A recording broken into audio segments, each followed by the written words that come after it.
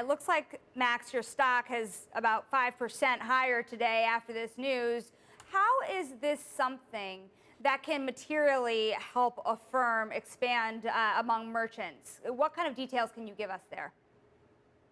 Shopify is the premier platform on which hundreds of thousands of, millions of small and some very, very large brands actually run, and just a perfect launching pad for Affirm's buy now, pay later service in partnership with Shopify to come out. And we worked for almost a year building an extraordinary experience. Some of the stats that we just released: the speed of checkout improves about 30%. The average ticket that merchants see once Shopify installments are enabled is up 50%. And so these are obviously just great tools for merchants to build their businesses, to continue growing them. And so we have just a great opportunity here for both Affirm and Shopify, and most importantly, Shopify's customer base.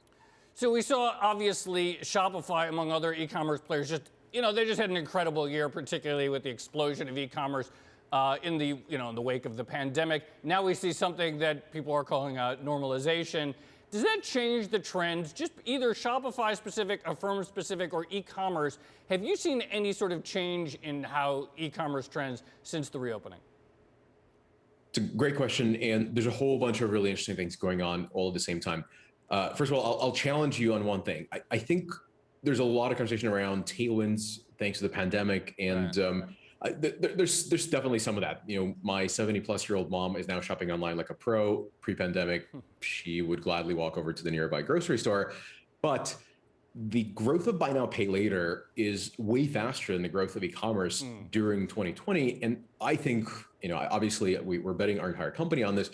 It's this need to declutter mentally as you try to figure out how you're going to pay for things, how to make ends meet, because money was such a top of mind concern during especially the early parts of the pandemic before the stimulus checks came in.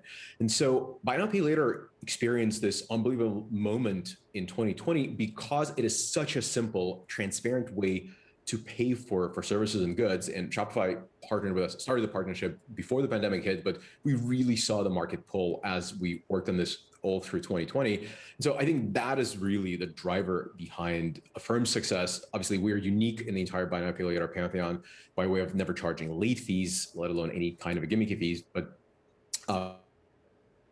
that's something that we really attribute to the pandemic.